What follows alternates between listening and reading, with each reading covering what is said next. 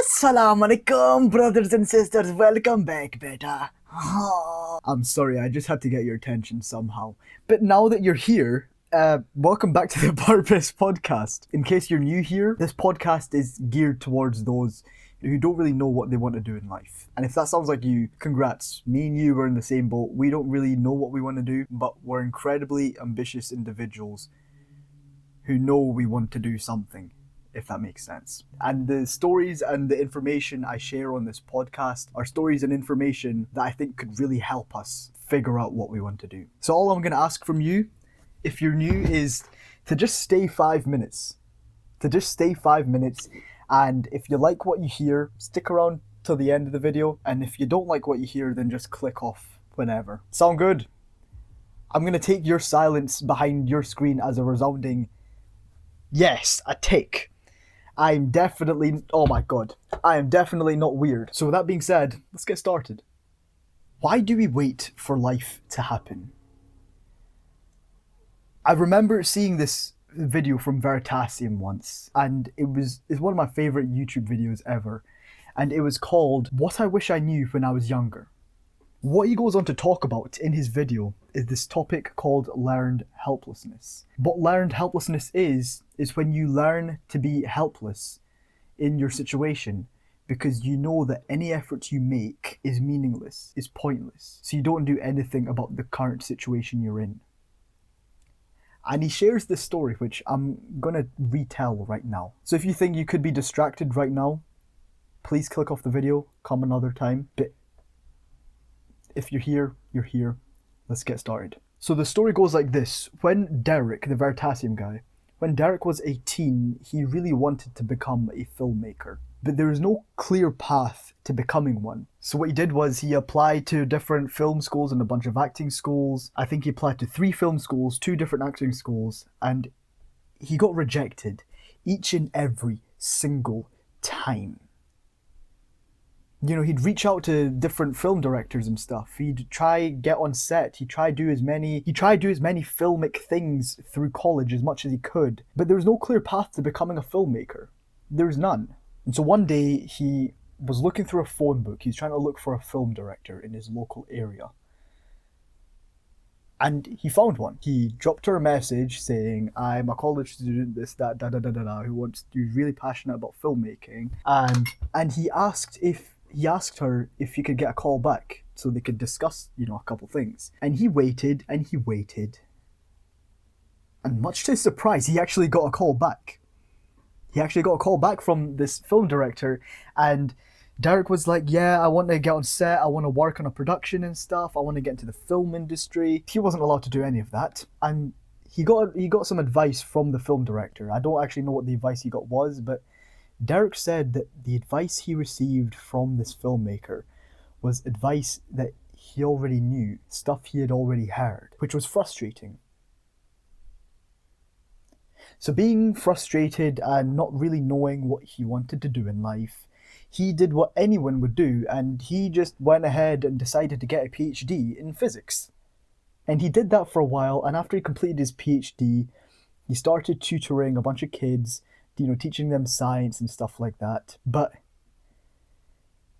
he didn't really like that. He knew his real passion was lying in filmmaking. He wanted to become a filmmaker. So after being told what he could and couldn't do for so long, in the early 2010s, he decided to quit his tutoring job and he decided to go all in on YouTube. And bear in mind, this was in the early 2010s when YouTube was still in its early stages. It was 6 years in. It definitely wasn't what it was today. So he was taking a really, really big risk. So what happened? Fast forward to 2025, 14 years later. He's a filmmaker now. Yay! Yeah! Yes! He's got millions of subs on YouTube. I think it's 18 million subs on YouTube. Crazy. And he actually got what he wanted. He achieved his dream. And the point of this story, it wasn't until he took matters into his own hands that things actually started to change. And I guess the question we can ask from this whole thing is, why do we wait for life to happen? Why do we wait for someone to come and save us? What Derek said was, he thinks, and I think the same thing, a big answer to that is school.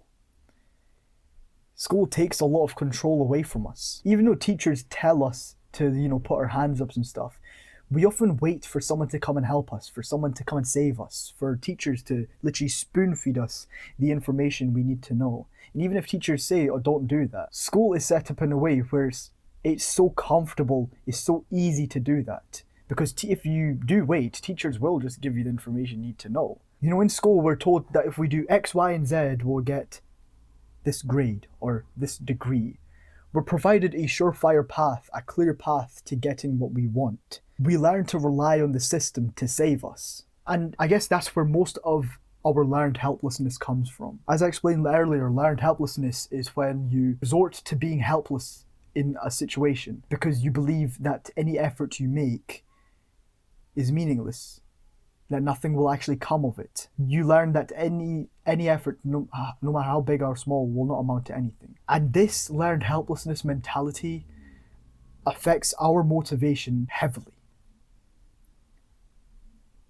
It affects it more than you think it does. And I'm going to explain to you why you probably have this mentality right now, as do I, and why it's important for us to unlearn it. So the study goes a little something like this. In 1974, there was this Japanese scientist called Hiroto.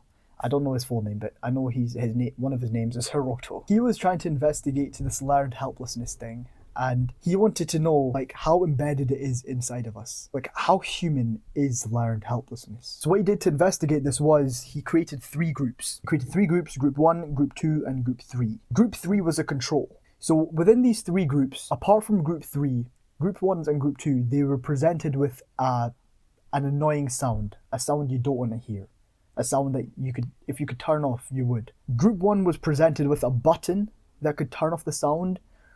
But group 2 was presented with a button as well, but they couldn't turn off the sound. The button wouldn't do anything. Group 3, they weren't given any sound. So as you can imagine, what group 1 and group 2 did was they pressed the button to turn off the sound. Group 2 learned that the button didn't do anything, and group 1 learned that the button did do something. They later repeated the same experiment, but this time, group 2's button did work. They could turn off the sound if they wanted to, but they weren't told this. What happened was, group 2, they didn't turn off the sound. They'd previously learned that their past efforts were meaningless, that they weren't going to do anything. And so when it actually came to the time where they could turn off the sound, if they just tried, they didn't do anything. They resorted to being helpless. They resorted to accepting the situation for how it was. It's kind of sad because if you apply this in a more real life context, a lot of us, it's human nature to quit when the going gets tough. It's human nature to quit when we don't see results right away. It's worth knowing about this learned helplessness thing because it has a big impact on our motivation and our drive to actually go and achieve something. We often think that there's a lot we can't do, even when there's a lot that we generally can do but aren't doing. And I guess it's worth knowing that it's human nature to be pessimistic and to think that nothing we do will ever amount to anything. And I guess that's the whole point of this episode. We shouldn't adopt this mindset of being helpless in our circumstance, no matter how easy or difficult. Derek, he says in the video that we should probably think we can change a lot more than we can't, especially in this day and age when we can control so much of what we input into something. Thinking that we can't change anything is really quite foolish because there's a lot that we can change, but we're not changing. I guess this ties into this thing called extreme ownership, where you extremely own up to the fact that everything in your life is your doing and stuff, and you take full accountability, which I think is a really helpful mindset to adopt. You are responsible for you.